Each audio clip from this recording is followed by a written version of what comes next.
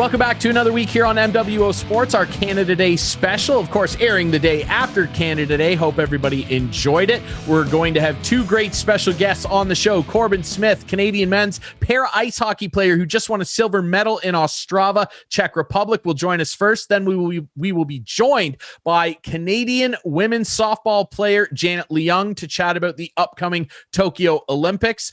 Just want to touch on something as well. We acknowledge that Canada Day is usually a day of celebration for everybody, and I hope everybody enjoyed it, like I said, but I'm wearing orange just in recognition of everything that's been going on with Indigenous residential school discoveries. We stand with the Indigenous people and the Indigenous communities here in Midwestern Ontario and across our country. We all need to take part in this and be part of helping these communities heal. This is important work that's being done, and we recognize that here on MWO Sports, brought to you by coolbet.co. This is MWO Sports.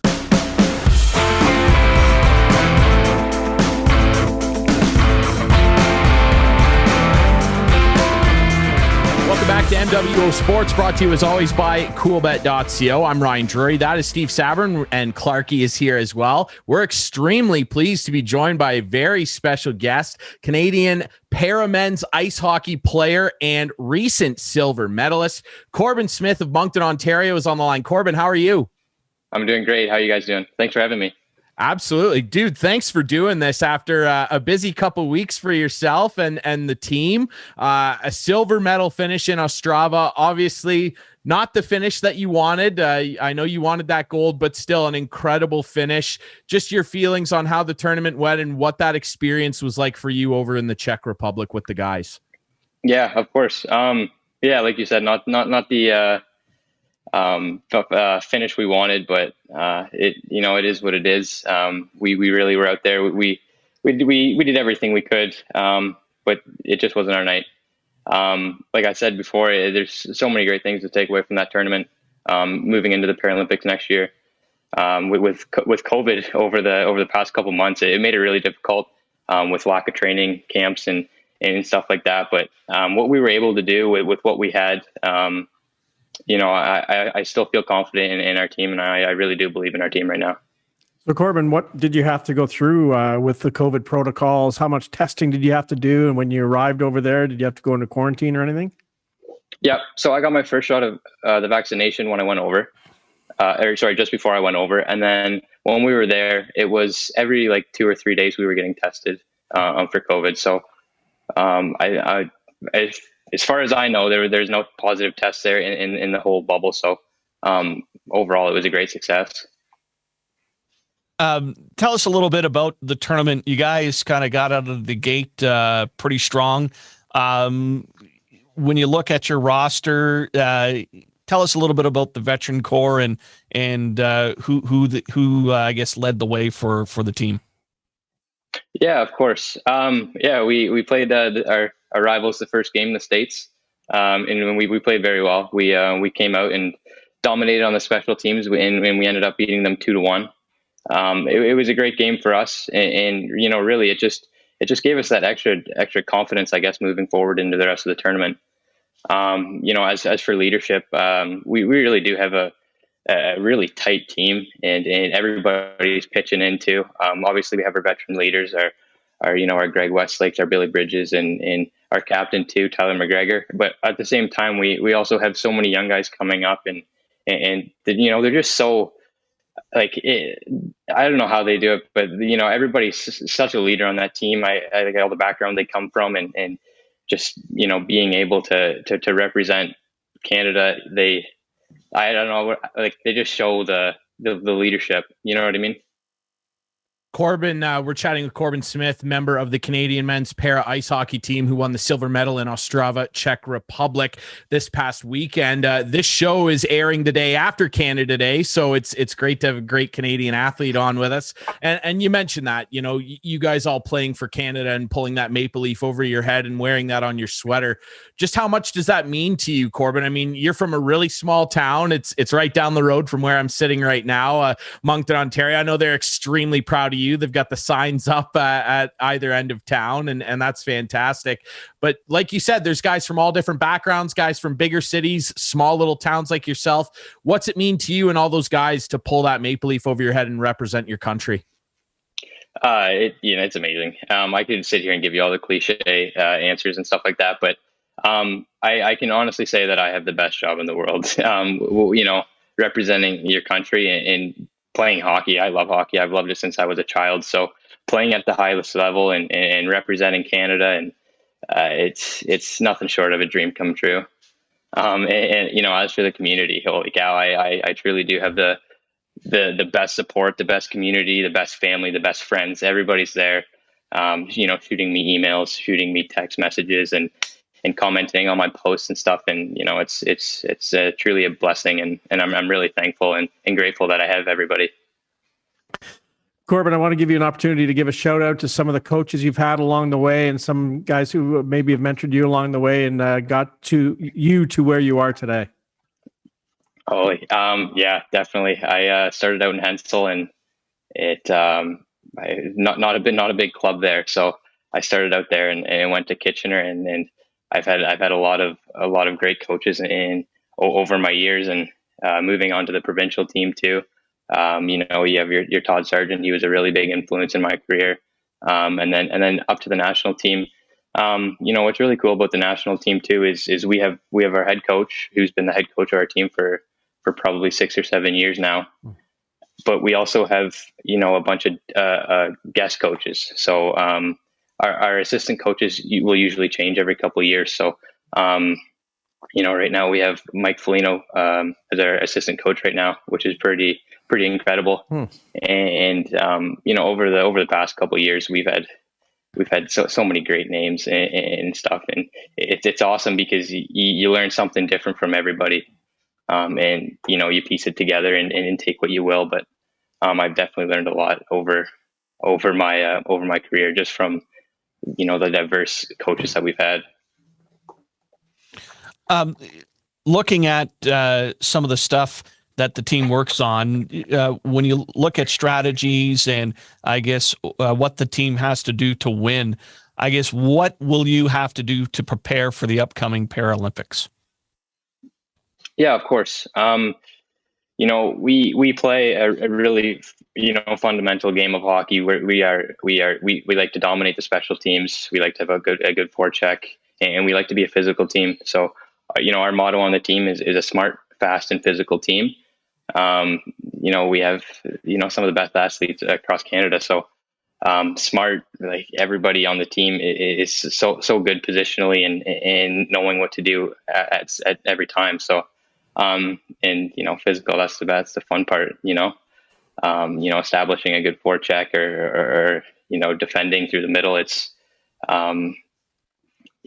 And I think that, moving forward to the Paralympics, we just have to, I think if we get a good couple months ahead of us here, have a bunch of camps, get some stuff figured out, I think we'll be in a good space. Like I said earlier, coming out of the tournament that we just had, we're in a great spot right now. It wasn't the result we wanted, obviously, but like I said, there was so many good things that we can take away from that. And like I said, I do believe in our team. Corbyn, for some of the people who haven't seen you play, describe your play. You're not the biggest guy out there for sure, but describe your play and what do the coaches ask you to do on a daily basis? Yeah, of course. I played a second line center role in this tournament. Like you said, I'm not a very big guy. I'm 5'7", 140 pounds. But centering, I'm a really big communicator. I'm a leader out there, and I just try to direct traffic. I'm a good playmaker, and I try to be always in position. Nice, absolutely. Corbyn, I remember a few years ago when you started this whole journey, and it's almost for athletes it's tough because you reach a certain level, then you go up a step, and then it's almost like you're starting over again, and you got to earn your spot. How is that challenge? How is that challenge for you mentally and physically to try to, I guess, rebuild yourself to get higher up in the lineup? Yeah, definitely. When I first made the team, I was so excited that I made the team, but the hardest part was after that was making a spot in the lineup. You know what I mean? I was so excited that I made the team, and then I ended up sitting a bunch of games my first season, and it wasn't where I wanted it to be. But yeah, it's all about putting in the work, really, as cliche as it is. And like you said, it is very taxing mentally and physically too. But people develop at different speeds. And the last thing you want to do is compare yourself to others. You just got to trust the process and follow your plan, because I was in a spot on this team where I didn't want to be for a couple seasons, and really it just came down to putting in the consistent work, and I'm pretty happy with where I am right now, playing a second line center role. I got great line mates, so yeah.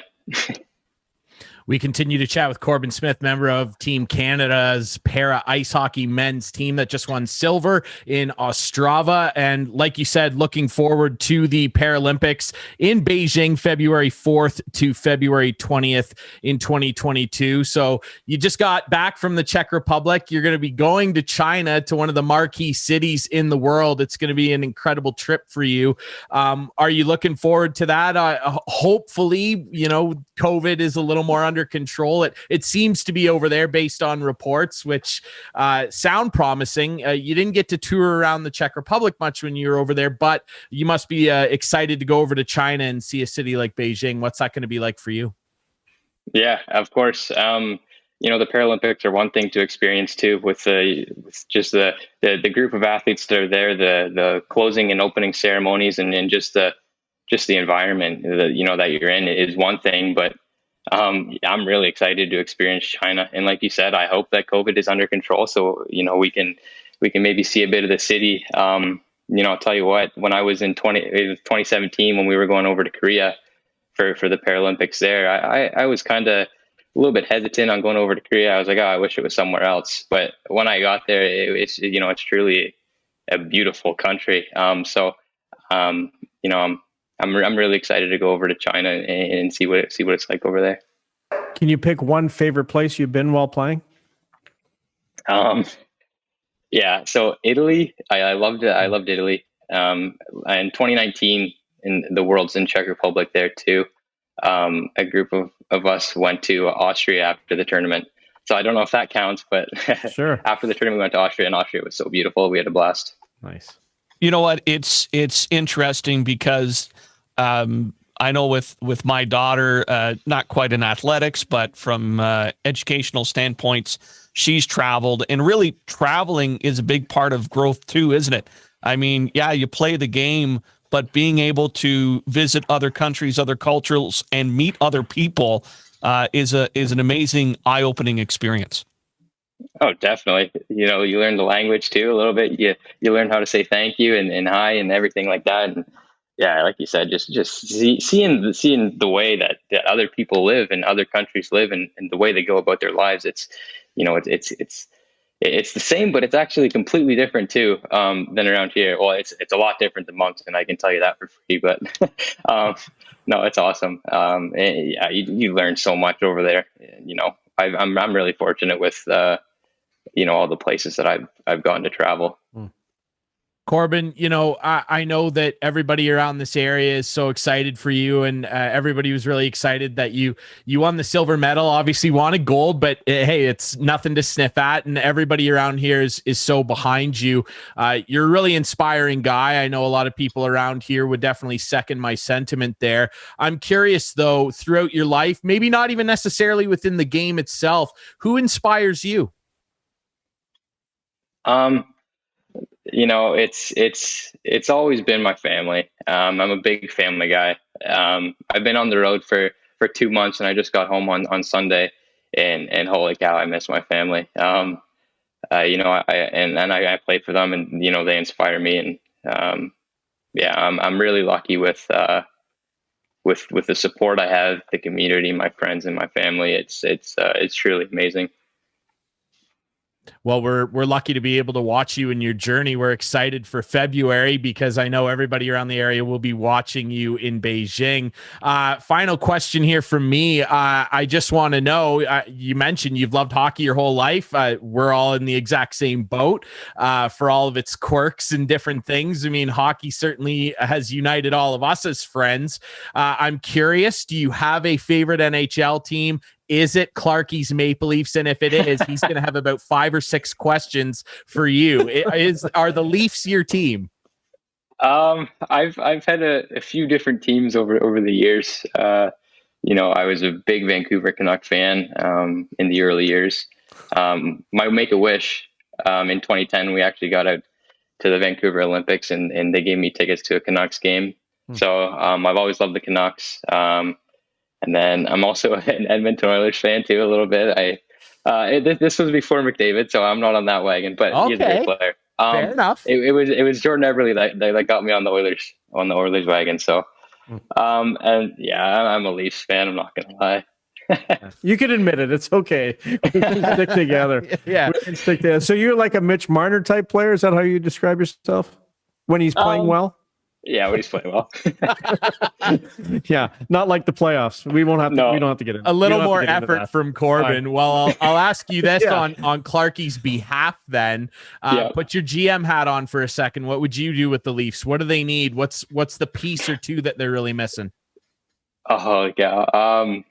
Well, playoff performers for one. I don't know. It could be experience, but at the same time, you look at the guys that they have, like Spezza and Thornton, and the Wayne train. But I don't know. I like their team. Like on paper, their team is amazing. It's just coming down to executing. When it matters. Mm-hmm. Yeah, that might be the thing. Hey, Tampa Bay, they're 3 wins away as we record this from another Stanley Cup, and they basically kept their core group together through a lot of difficult times, including getting swept by Columbus. Maybe the Leafs just got to stand pat and keep going at it with a hammer here. We'll see. Corbyn, we really appreciate your time. Again, congratulations on the silver medal. Everybody around here was really, really excited, and we're really excited to see you at the Paralympics in Beijing this February. Corbyn Smith of the Canadian men's national pair ice hockey team. We really appreciate this, brother. Thank you. Awesome. Thanks for having me, guys. Seriously, this is awesome. All right, we'll take a quick break here on MWO Sports. When we come back, we'll chat with another great Canadian athlete, Janet Leung, the shortstop of the Canadian women's softball team. Coming up next here on MWO Sports, brought to you by coolbet.co. This is MWO Sports.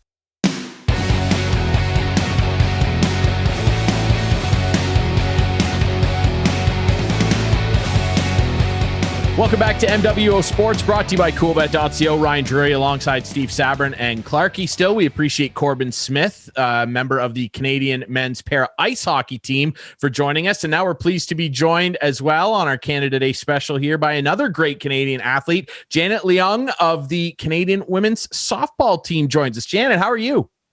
I'm doing great. Thanks for having me.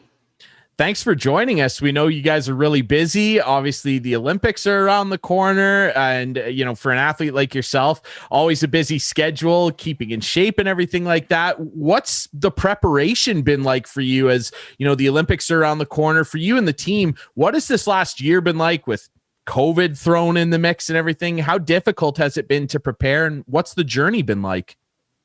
It's definitely something that we did not envision going into the beginning of the 2020 season. I think COVID kind of threw everyone on a loop, and we kind of adapted as we went through the days, and it was hard in the beginning. I think just because the Olympics were still supposed to happen in the summer of 2020, so we still had to find ways to prepare ourselves and make sure that we were going to be prepared for Tokyo. And I think once the Olympics were postponed, we were able to take a little bit of a breath and take a little bit of a break off softball just to have our minds right once we got back into training full time. And then I guess fast forward to now, we've been together since March of 2021. We've been training together as a team in Florida, bouncing to Southern Illinois as well. And I think overall as a team, we've been able to really be adaptable and just take it day by day. And I think just having such a close-knit group, it's been a lot easier getting through this pandemic Olympic year, I guess. Janet, you've been playing shortstop. Tell us a little bit about the rest of the team and who we can expect to see on the field come the Olympics. Yeah. Well, we've been a pretty close, like we've had the same people for the past couple years now. And the cool thing about our team, there's only 15 of us on the roster going to Tokyo. So definitely a smaller roster compared to normal softball teams, which is a little bit tough. But I think the cool part is with our team, we really are going to be using all 15 athletes on our team in all games in order to work towards that gold medal. We have 4 pitchers with us. We have Jenna Kyra, Sarah Groenwegen, Danielle Laurie, and Lauren Bay, 2 of which were former Olympians, Danielle Laurie and Lauren Bay. And then behind the plate, we have Kaylee Rafter, Natalie Weidman. And then on the infield, there's myself, Emma Ensminger, Joey Lai, Kelsey Jenkins, and Jen Salling, another former Olympian. And then the outfield, we got Erica Polidori, Larissa Franklin, Victoria Hayward, and Jennifer Gilbert. I really hope I didn't miss anyone. I'm pretty sure I got everyone. But yeah, the cool thing about our team is like we're really going to use all 15 players in all games in order to put our best team forward. You know what, Jen, it really has to be exciting from your point of view as a softball player to see this sport back in the Olympics. I'm a huge softball fan. I've been to some international competitions, Clarke as well, and really looking forward to it. And the team must be ecstatic about it being back in the biggest stage it can be. Yeah, we're super excited. I think the whole softball world was really excited when it got put back into the Olympics. I think it was in 2016 when it was announced. And I think just having that to work towards and like having the ability to play on the biggest stage in the world. And it definitely sucked, especially for the former Olympians, to have that taken away from them after 2008. I think it's really cool to be able to have them on our team and just be able to look towards them for some guidance, just to get a sense of what the Olympics are like and just kind of learn from their past experiences. So yeah, we're super stoked. Janet, tell us about. Oh, sorry. I was going to ask. Go ahead, tell us about the competition. The Americans, I think, ranked number 1 coming in. Canada ranked number 2, which is great. After that, where's your competition going to come from? The host Japanese team, I'm sure. Yeah, so definitely, I would say the top competitor. I think U.S. is number 1, Japan's number 2, and then we're number 3 right now. Okay. And then the cool thing about the Olympics, though, especially because it's just this 5 or 6 games, it really could be anyone's game. So I would say we can't really overlook the other teams that might not have been as strong previously, just because they could really show up and play a great game. So I would say definitely U.S. and Japan, we would have to bring our A game.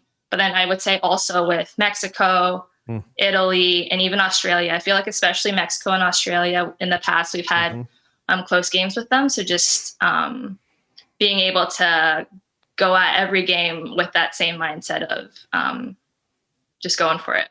It's funny you mentioned those teams, and Steve was talking about us going to an international competition. Steve and I were at the U19s in Irvine, California. I guess that was 2 years ago now, and watched some great ball. A Japanese pitcher, Goto, is she on the team? I'm pretty sure she is. I think, I remember when we went to Irvine for the U.S. Cup. That was when I think she first got onto the senior team, and we saw her pitch. I think she pitched against us for part of the game, but she's definitely one of the up-and-coming Japan pitchers that we have to. Yeah, for sure. That the gold medal game in that was, Steve, if I'm not mistaken, went to extra innings, didn't it? Wasn't it scoreless going into the 9th or 7th, I should say? It was back-to-back change-ups. Second one went over the fence, 2-run home run for the U.S. to win the game. Yeah, in the gold medal game. So, Janet, also in the Olympics, with the way the format is, I mean, this isn't a best 3 out of 5 or 4 out of 7. I mean, each game is so pivotal. Yeah, for sure. Like, we only have 5, I guess, round robin games. So each game does matter because it goes towards your final record in order to seed you for the bronze medal game and then the gold medal game. So yeah, it's not like your typical softball tournament where there's a loser's bracket, winner's bracket, anything like that. So each and every one of those 5 games will definitely matter for us to shoot for that gold medal. We're chatting with Janet Leung, the shortstop of the Canadian women's softball team competing in the Olympics. The 2020 Olympics, of course, bumped back a year, still being held in Tokyo. Those will kick off July 23rd. Go ahead, Clarke. I was just going to ask Janet. We asked Corbyn some of the coaches and mentors along the way in his career. Janet, your chance now to mention some of your coaches along the way, and be careful. I will. I wish I could name all of them because I really do feel like everyone's had such a big impact on my softball career. I guess going back to like the earlier days, Coach Chris was definitely one of my coaches earlier on. I think for the All-Star team. Yeah, All-Star, yeah. So that was before I got into rep ball. And yeah, you were about, well, let's be honest, you were about 8 years old at that point, I think. You weren't very old at that point. Not to interrupt you, but okay. I always wanted Janet to pitch. So Janet was pitching when she was young, but she has now moved on to shortstop. No more pitching, right? Yeah, no more pitching, thankfully, for my team and everyone else. But it's cool to look back at those pictures and just see me always in my pitching motion for all my action shots. So one of my coaches earlier on, I would say Mary Andrews and Jim South, where they had a big impact in my earlier days. They allowed me to just have fun with softball. And really, I think that's when I really fell in love with the game. Just having fun with my friends on weekends and just learning about the game from them was amazing. And then I would say just fast forward to my high school years when softball started to become a little bit more serious. I would say Roger Davis, Aaron Foreman, they're huge with my softball fundamentals as well. But I think one of the biggest coaches or biggest influences in my life for softball would be Pat Acton. I only played for him for a year, but I trained with him a lot. And I think that was a pivotal moment in my softball career. I just was able to, I guess, take softball more seriously. And I realized that I could really go somewhere with softball. And it wasn't really until I played for him, that I realized I could go to the States for softball on a scholarship, play for the national team. And I think I'm really thankful for my relationship with him. I'm still close with him. We still train here and there, and I still chat with him. So super thankful for his guidance throughout my, I guess, older softball years. Well, I would say now on the national team, I'm close with the infield coaches. So Coach Mal Basilio and then Coach Chris Jones as well. So I work with them pretty closely, and I would say they've been a crucial part of my softball journey as well. Nice. Well, if I can, I have been bragging. I'm proud of you, very proud of you. It's kind of neat to say you've actually coached an Olympic athlete, even though it was a long time ago, but I am very proud of you. And Janet's parents, Tom and Kitty. Kitty was always the team photographer, had thousands and thousands of pictures all the time. So it was really cool. You then went to Brown University after all that. Tell us about your experience at Brown.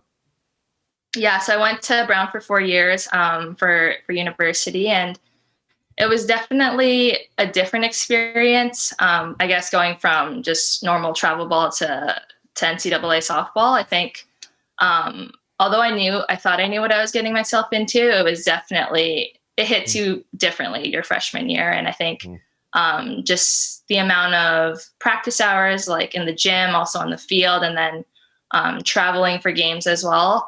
And having to balance that with school and education, I feel like that was definitely a little bit tricky in the beginning, but luckily, like the upperclassmen or coaches were very supportive and were just able to guide us through those years. But yeah, I enjoyed my 4 years at Brown. Definitely learned a lot there on the softball field, also in school. But yeah, it was fun. We weren't super competitive there, I guess, but it was definitely still a good experience with NCAA softball, and I enjoyed my time there. Janet, I'm curious. We asked Corbyn this as well. You know, you watch a sport, you become a fan of a sport. Generally, when you do that, especially as a younger person, you kind of get attached to certain athletes, certain teams.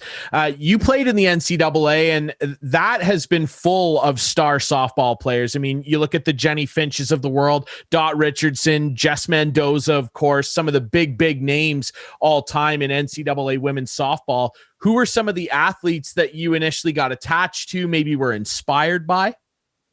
Yeah. It's funny because I feel like at least when I was in high school or when I was looking up to other softball players, I feel like the coverage wasn't as good, or just maybe didn't reach out to Canada, unfortunately. So we didn't have the easy access to just NCAA softball games on ESPN. So I kind of just turned to people closer to me, either from home or from the Canadian national team. I think, like, thinking back to my high school days, just looking up to other athletes that were on Team Canada, like Jen Salling, Megan Timpf, Joey Lai, which is pretty cool for me now, like, to be teammates with them. And it's cool that I was able to look up to them now and just still look up to them now, but in a different role, I guess, like side by side instead of just looking at them from far away or admiring them from far away. Absolutely. In Clarke, I mean, he tried to shoehorn you into pitching when you were young, and he was coaching you.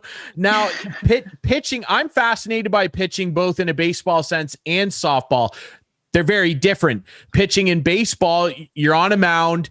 It's generally a downward trajectory, where in softball, you're 46 feet instead of 60. You're on flat ground, and the pitching trajectory is generally upward. It's a completely different adjustment. And I don't know, I'm sure you've maybe seen all those great highlights of when Jenny Finch was going around on her tour, pitching to Albert Pujols and Barry Bonds, and they couldn't hit her. They didn't know what to do with it.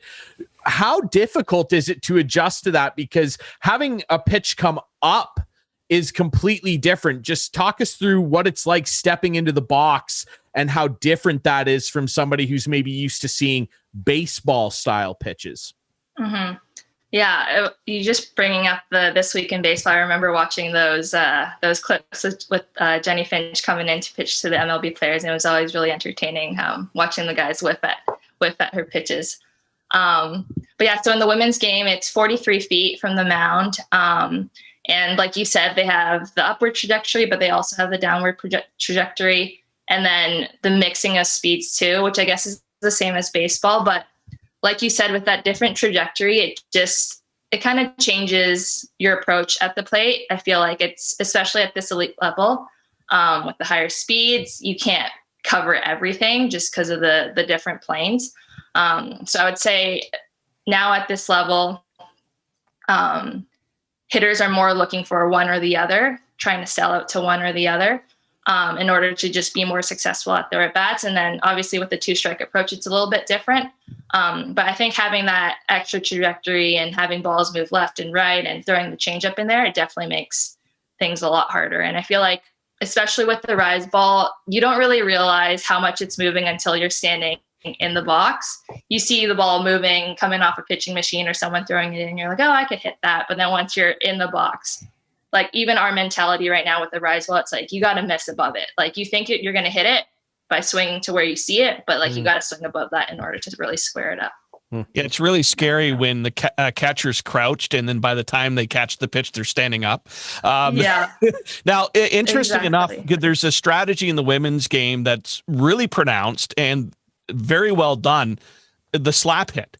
Does Canada have a few slap hitters on their team, or are you more drive it up the middle type?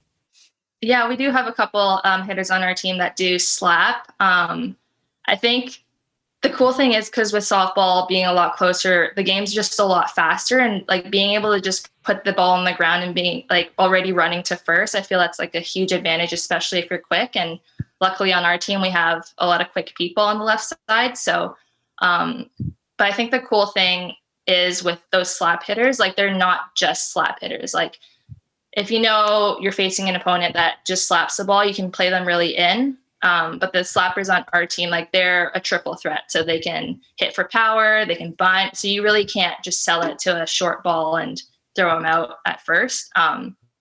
So I think especially at this level, you don't see as many true slappers anymore. They're more triple threat, I would say.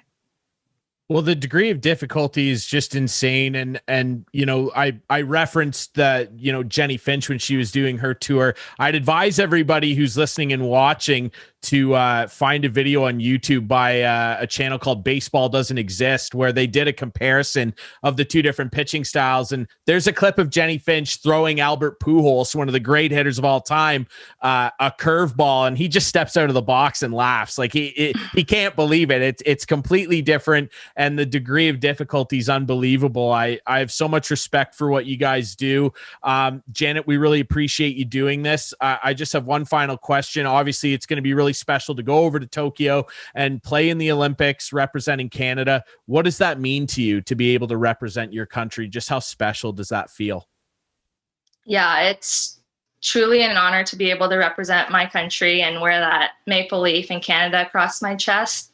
I think it's really hard to put into words, if I'm being honest. But when you're out there on the field with your best friends, with your teammates, and just having that atmosphere and that environment to play in, and hearing the national anthem before your game, like all of that, and knowing who you're playing for and what you're playing for, and all the fans and family and friends back home who are cheering you on. It's truly an honor to be able to represent all of that across the world. And I'm super grateful for the opportunity, and I can't wait to bring Canada home a gold medal. Well, we're super grateful that you gave us some of your time. We know you're busy down in Florida, and enjoy the weather down there. And we're so excited to watch you guys compete at the Olympics. Thanks so much for doing this. Janet Leung, the shortstop for the Canadian women's softball team. Best of luck in Tokyo. We're excited for you to bring gold home as well. Thank you, Janet. Thank you so much.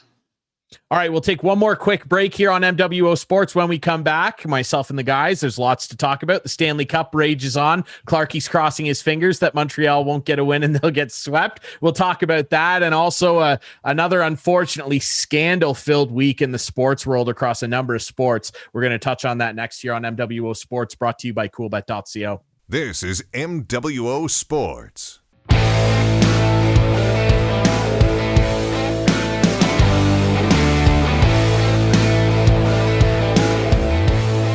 Welcome back to MWO Sports, brought to you by coolbet.co. Ryan Drury alongside Steve Sabourin and Clarke. Really appreciative of our two great guests who are representing Canada and representing us well. Corbyn Smith of the Canadian men's para ice hockey team joined us in the first segment. And of course, Janet Leung, the shortstop for the Canadian women's softball team, heading over to Tokyo for the Olympics, which kick off July 23rd. Steve, somebody else rather that's going to be at the Olympics, we now know it is confirmed. Corey Connors of Listowel, Ontario, will join Mackenzie Hughes to represent the men on at the Olympic stage. Obviously, we'd love to have Corey on. We understand he's busy. We're going to try and get him on at some point, likely after the Olympics, hopefully sporting a shiny gold medal. But obviously, great news. Everybody in Listowel really excited, and Corey's going to represent Canada well and give us a great shot at winning. Yeah, ranked 37th in the world on the Pro Tour, of course, and he is so excited. I sat in on the news conference this past week, and it's something that he's really taking a hold of. And, you know, him and Mackenzie Hughes have a history, right? They competed with each other back in NCAA. And they went to school together. They've been competing against each other, you know, in their young teens when they were traveling the province to different golf tournaments. So they're really familiar with each other. And as much as it's an individual sport, when you go over to compete in Tokyo, you're still trying to support each other and push each other to be your best. We can't forget Brooke Henderson and Elena Sharp representing the team as well as part of the women's event. And there was a question about the format. Now, the format is a 72-hole stroke play like you would at any other PGA tournament. But Corey brought up a point. He said it'd be pretty interesting if you could do some sort of team format.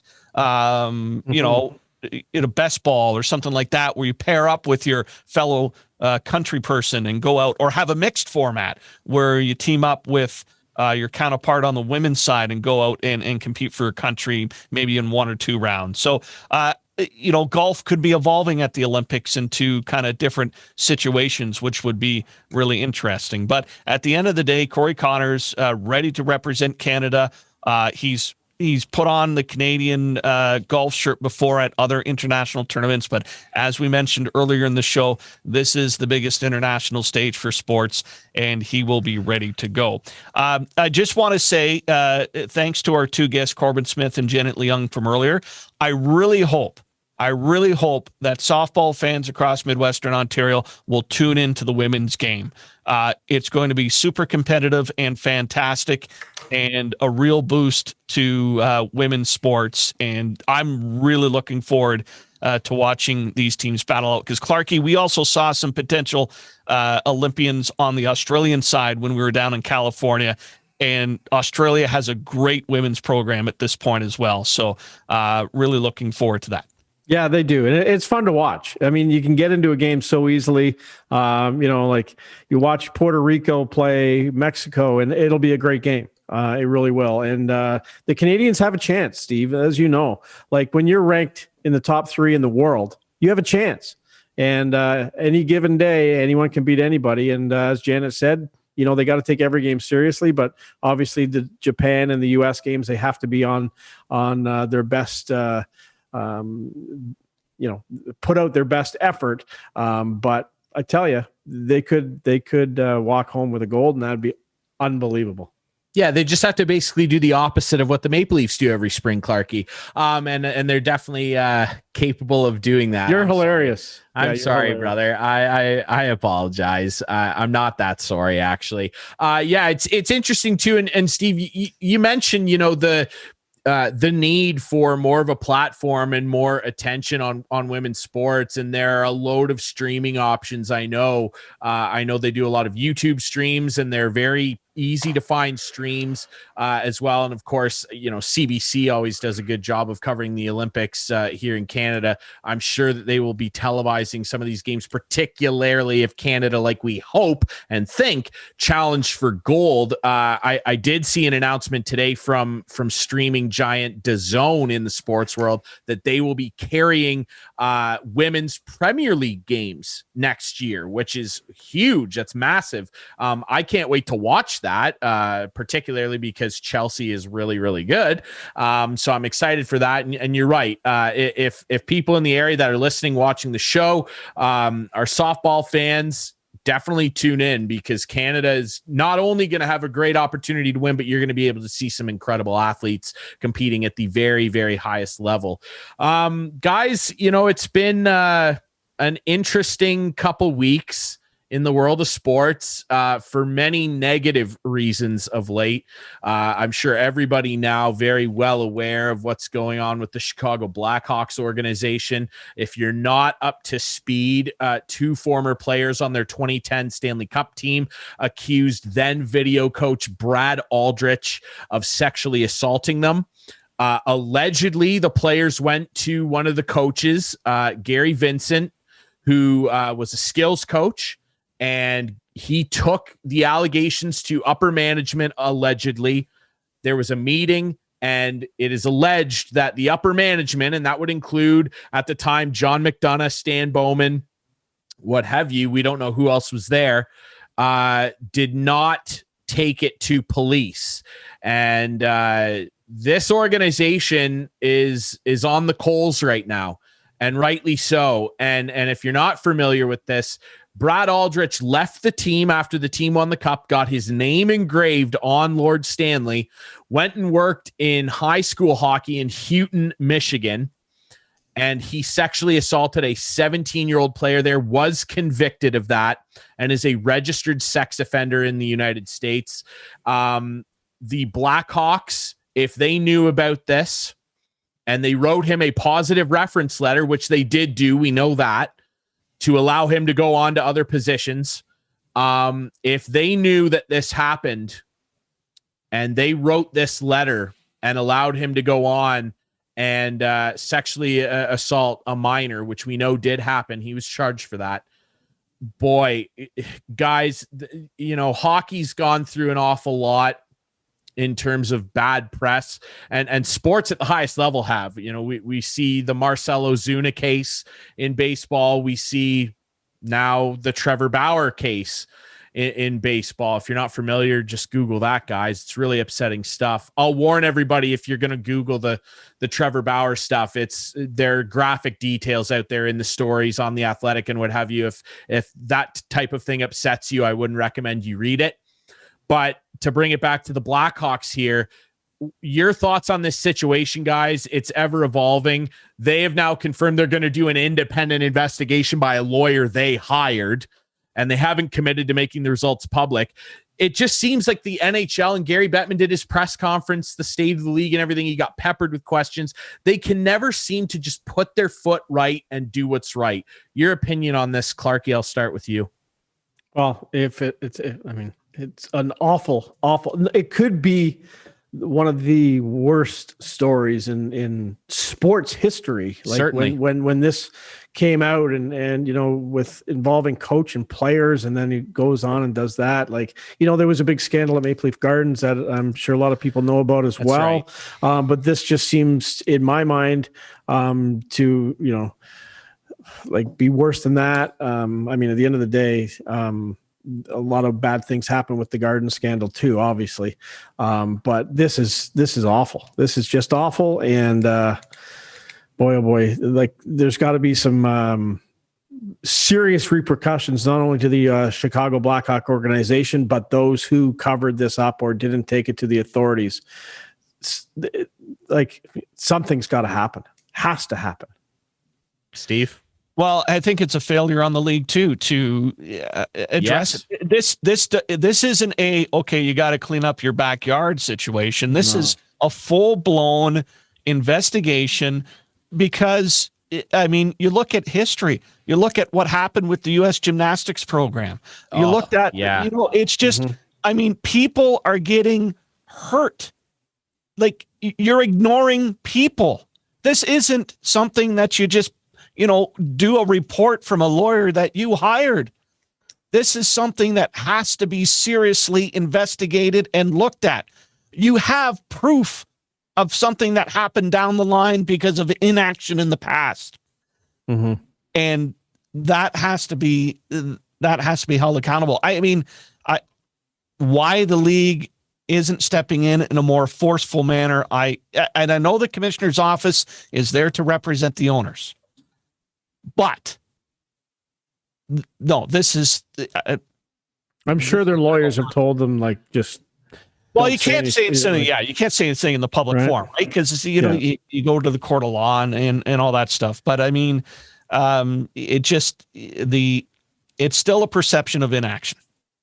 100%. But at this point, they're listening to their lawyers, and that's what they're going to do. Yeah, it's a tough situation, of course. The allegations are extremely serious, and it's more pronounced now that more former players who are putting their name to quotes in Rick Westhead's story, in KDJ Strang's story on The Athletic as well, are lending their name and saying, use my name, use my quotes. Nick Boynton, who was on that team. We saw Brent Sopel come out and say the front office should be in jail. You know what, Ryan?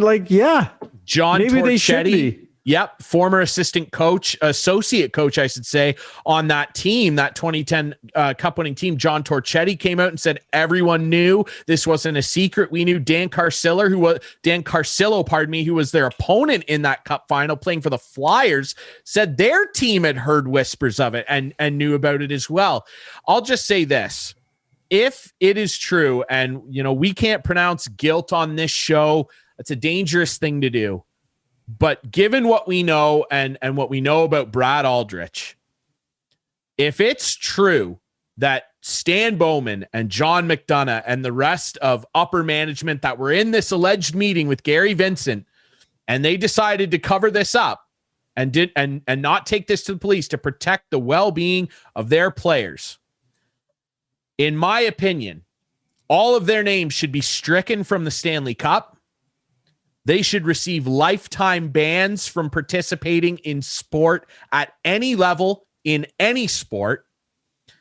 The Chicago Blackhawks should be fined a significant amount of money. I don't know what that is, and donate it to sexual assault recovery initiatives, Time's Up, what have you.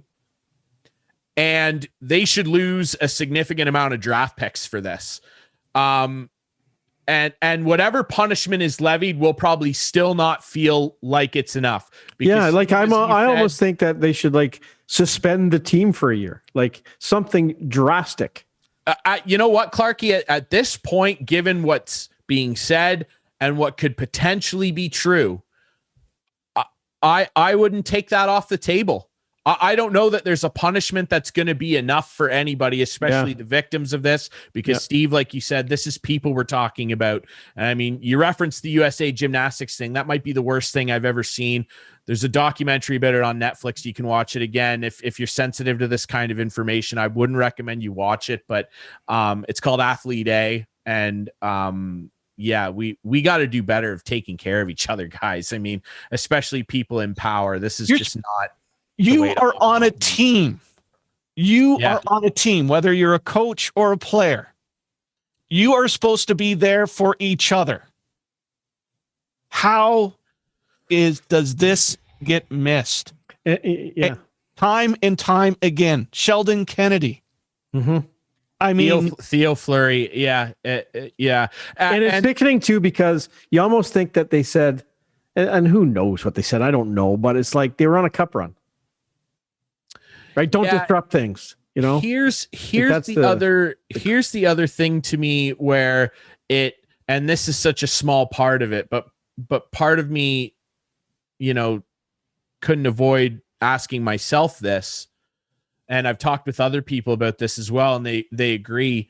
What if this is all true? What was the point of going to this type of length to cover this up to save the video coach? Yeah.